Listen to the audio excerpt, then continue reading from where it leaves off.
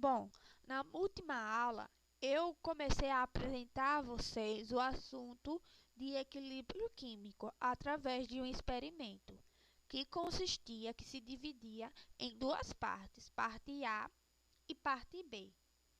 Esse experimento tinha como materiais e reagentes o cromato de potássio, o K2CrO4, o nitrato de bário, o dicromato de potássio, K2Cr2O7, o ácido clorídrico, HCl, e o hidróxido de sódio, NaOH, como também conta-gotas, tubos de ensaios numerados e o suporte para esses tubos de ensaio.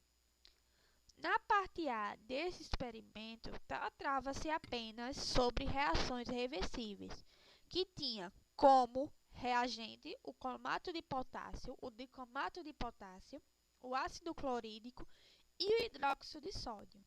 Após a realização dessa parte A do experimento, foi possível observar que o cromato de potássio pode ser transformado em dicromato de potássio após ser adicionado o ácido clorídrico. E também foi possível observar que o dicromato de potássio pode ser transformado em cromato de potássio quando for adicionado o hidróxido de sódio. Do mesmo jeito, pode-se obter novamente o dicromato de potássio, no qual havia sido adicionado o hidróxido de sódio pela adição do ácido clorídrico. E seria possível continuar transformando uma substância na outra, desde que fosse adicionado o reagente necessário para que essa transformação ocorra, ok? Então, esse tipo de transformação é conhecido como transformações químicas reversíveis. Na parte B, ele consistia em sistemas reversíveis de equilíbrio químico, onde tinha como reagentes o cromato de potássio, o dicromato de potássio, o ácido clorídrico, o hidróxido de sódio e agora o nitrato de bário. Ok? Então, após a realização da parte B do experimento, foi possível concluir que, nos casos analisados no experimento, reagentes e produtos coexistiram em um mesmo recipiente. Vê, na parte B, quando a solução estava laranja, nos levaria a concluir que apenas o dicromato estava presente, certo? Então, quando se adicionou o nitrato de bário, mostrou que ainda existia uma certa quantidade de cromato no recipiente. Então, eu lancei a seguinte pergunta: o equilíbrio químico é estático ou dinâmico? A palavra equilíbrio em si, ela é usada em vários contextos, assumindo diversos significados. A experiência com situações de equilíbrio começa desde muito cedo em nossas vidas. Quando ainda somos bebês, aprendemos a sentar ou a andar. Isto é um exemplo de equilíbrio químico e seus diversos significados. Mas hoje vamos aprender a diferenciar as situações de equilíbrio dinâmico das situações do equilíbrio estático. Na química, quando falamos que um sistema está em equilíbrio dinâmico, é quando ele está aparentemente estável em um certo estado, mas trocas ou compensações entre partes do sistema ou entre o sistema e sua vizinhança vai continuar a ocorrer. Quando falamos que um sistema está em equilíbrio estático, é quando esse sistema atinge a estabilidade em um certo estado. Então, vai cessar todas as trocas ou compensações entre partes do sistema ou entre o sistema e sua vizinhança. O equilíbrio químico é um exemplo de equilíbrio dinâmico. Para entender um pouco melhor esse tipo de equilíbrio, vamos examinar o que acontece em uma garrafa fechada de água mineral com gás. A garrafa de água mineral, ele é um sistema fechado, não é mesmo? pois nada vai poder entrar na garrafa ou sair dela. Então, nesse sistema, vai estar presente o dióxido de carbono em dois estados, como gás na parte sem líquido, como está apresentando a vocês aqui com essa setinha, e dissolvido em água, que está representado, onde está localizado por essa seta aqui, onde um vai estar o CO2 gasoso e o CO2 aquoso, certo? Então, vamos supor que essa garrafa seja deixada imóvel por algum tempo a uma determinada temperatura constante. Se após esse algum tempo formos medir a pressão do dióxido de carbono gasoso, também vamos encontrar um valor constante. Então, assim, podemos dizer que esse sistema vai estar em equilíbrio. Então, nenhuma mudança pode ser observada ou medida. Agora, isso é na escala macroscópica. Mas e aí? Se a gente pudesse observar como as moléculas individuais vão estar se comportando dentro da garrafa. Agora, isso eu quero que vocês pensem na escala submicroscópica. A imagem que vocês vão estar vendo agora é um pouco diferente quando se observa na escala macroscópica. Ou seja, no nível submicroscópico, vamos observar uma passagem constante de partículas de CO2 da solução para o gás e do gás para a solução, como vocês observam aqui na imagem. Vocês já sabem que qualquer gás e em qualquer gás, as moléculas apresentam um movimento constante, rápido e aleatório em todas as direções, certo? Então, isso vai fazer com que as moléculas do gás vão colidir com as moléculas existentes na superfície do líquido. E algumas delas vão permanecer na parte gasosa e outras vão se dissolver na parte líquida. Como as moléculas em uma solução, ela também apresenta do mesmo jeito como se fosse em um gás, que apresenta um movimento constante e aleatório, da mesma forma que um gás, como eu já disse, algumas moléculas do dióxido de carbono que estão presentes na solução, que vão atingir o líquido, certo? Então, algumas vão permanecer no líquido e outras terão energia suficiente para escapar para a parte gasosa. Então, teremos moléculas entrando e saindo constantemente numa mesma velocidade, o que pode ser evidenciado em uma escala macroscópica, pois a pressão e a concentração vai permanecer constantes, inalteradas. Então a gente pode representar esse estado de equilíbrio por meio da equação que vocês estão vendo aqui. CO2 gasoso pode passar a ser CO2 aquoso, como do contrário, CO2 aquoso pode passar a ser CO2 gasoso, certo? Em uma reação química, como a gente observou na videoaula anterior, onde foi visto por vocês o experimento sobre cromato de potássio e o dicromato de potássio, vocês puderam observar que quando o sistema atinge um estado de equilíbrio, elas cessaram todas as alterações no nível macroscópico que vão ser perceptíveis a olho nu. No entanto, como nesse estado coexistem reagentes e produtos, podemos dizer que na atividade submicroscópica, do sistema, isso vai continuar, ou seja, implica dizer que as duas reações entre reagentes para formar produtos e entre produtos para formar reagentes vai continuar a ocorrer, mas em velocidades constantes, nos sentidos iguais, nos dois sentidos, certo? Então, como é que a gente pode expressar esse tipo de equilíbrio? Através das relações matemáticas entre as concentrações das espécies presentes no equilíbrio. Vamos considerar os seguintes dados. das espécies de hidrogênio, iodo e do iodeto de hidrogênio, que vai estar envolvida nessa seguinte transformação, que é apresentada por essa equação que vocês estão vendo. Hidrogênio gasoso reagindo com iodo gasoso produz 2 iodeto de hidrogênio aquoso, certo?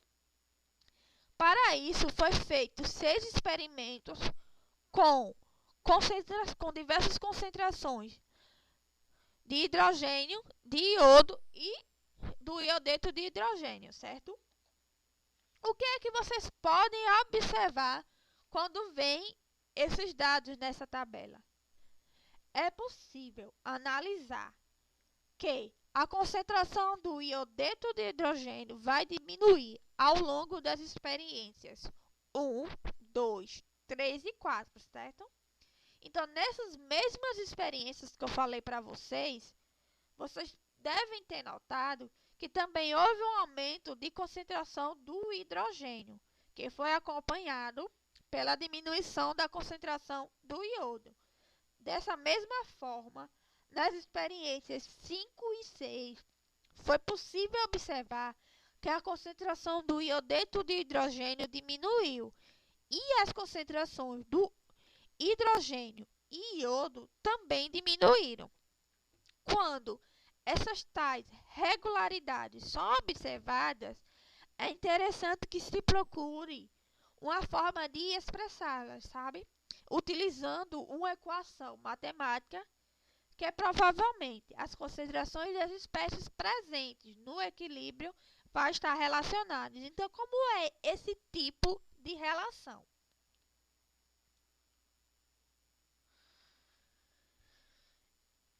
Esse tipo de relação vai se dar pelo consciente constante que sempre vai aparecer quando as concentrações das espécies estão em equilíbrio e vão estar relacionadas da seguinte forma: multiplicando-se as concentrações das espécies representadas do lado direito da seta da equação química, que é os produtos, e elevando ao expoente correspondente ao índice estequiométrico de cada espécie, certo? Quando houver, vai dividir-se o resultado pelo produto das concentrações dos reagentes, que vai estar representado do lado esquerdo da dupla seta da equação química, certo? Que também vai estar elevado ao expoente correspondente ao índice estequiométrico de cada espécie, se houver. Vamos tomar, por exemplo, a equação química utilizada nos 6 experimentos, que foi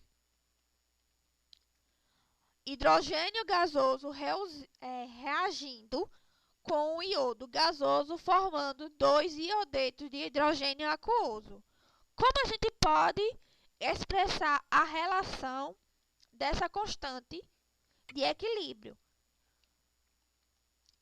Através da seguinte forma, como é K igual a produtos elevado ao seu índice ou número estequiométricos dividindo sobre os reagentes elevado ao índice ou seu número estequiométrico. Levando a equação química anterior, quem é o produto, não é o iodeto de hidrogênio, só que aí vocês puderam observar que foi formado 2 iodetos de hidrogênio. Então, vai ser iodeto de hidrogênio elevado a 2, certo? Dividindo os reagentes. Não são 2 reagentes, então vai ser hidrogênio vezes o iodo. O resultado disso vai nos possibilitar a constante de equilíbrio, conhecer a constante de equilíbrio. É importante vocês terem em mente que a constante de equilíbrio, o K, é adimensional. O que é isso? Vai ser um número puro, sem qualquer tipo de unidade, grandeza ou relação entre grandezas. Ou seja, vai ser puro, não vai ter mol, não vai ter grama por mol, não vai ter quilograma por mol, não vai ter litro, não vai ter nada de unidade. Vai ser um número puro. Ok? Esse quociente K, ele é conhecido como constante de equilíbrio. Então, esse tipo de relação foi proposta há muito tempo, quando se tentou entender qual era a relação matemática que havia quando o sistema atingia o equilíbrio, ok? Vejam, como a constante de equilíbrio é uma relação entre as concentrações de produtos sobre a concentração dos reagentes, seu valor nos informa a extensão que uma transformação ocorre. Então, a constante de equilíbrio ela vai ser calculada para uma dada temperatura. Se houver alterações na temperatura, vão acarretar uma modificação na constante de equilíbrio no sistema. Por exemplo, se a gente estudar, por exemplo, vejam, se o valor da constante é menor que 1, pode-se concluir que o estado de equilíbrio é tal que a quantidade de reagentes é maior que a quantidade de produtos. Ou seja, a reação direta vai se processar em menor extensão do que a reação inversa. Mas, se o valor da constante é maior que 1, pode-se concluir que a quantidade de produtos é maior do que a quantidade de reagentes, ou seja, a reação direta processa-se em maior extensão do que a reação inversa. Mas é importante comentar com vocês que é muito comum encontrar a comparação do valor de constante de equilíbrio com o valor 1, para se decidir se a reação está deslocada para os produtos ou para os reagentes. Mas essa comparação com a unidade para o fim citado já somente pode ser feita se a ordem, a soma das potências do numerador for igual ao denominador, na expressão da constante de equilíbrio que eu apresentei para vocês, certo? Então, vamos tomar como, por exemplo, a reação A formando 2B. Seja que sua constante de equilíbrio é dada pela seguinte maneira: K igual a AB elevado ao quadrado dividindo A. Se o equilíbrio fosse alcançado quando as concentrações de A e de B fossem idênticas e diferentes da unidade, então a constante de equilíbrio seria igual à referida concentração e não igual a 1. Portanto, não faz sentido sempre comparar K com a unidade para saber se as concentrações dos produtos são maiores ou menores que as dos reagentes. Mas é possível dizer com isso e com segurança que se a constante de equilíbrio é muito maior que a unidade, então o equilíbrio está se deslocando no sentido de favorecer a formação dos produtos e vice-versa. Isso é tudo por hoje. Eu vou deixar uma atividadezinha que só vai ter uma questão falando sobre isso. Nessa atividade está perguntando o que é que vai influenciar a constante de equilíbrio na reação apresentada na questão. É a temperatura, é a pressão, é a concentração, é a pressão do reagente, é a temperatura do reagente, é a temperatura do produto, ou é a concentração do produto, ou é a concentração do reagente. O que vocês acham que vai ocorrer ali para o que aquela questão está perguntando, certo? Então, qualquer dúvida, vocês podem estar entrando em contato comigo, que aí, assim que possível, eu estarei respondendo a vocês, tá certo? Obrigada e até a próxima.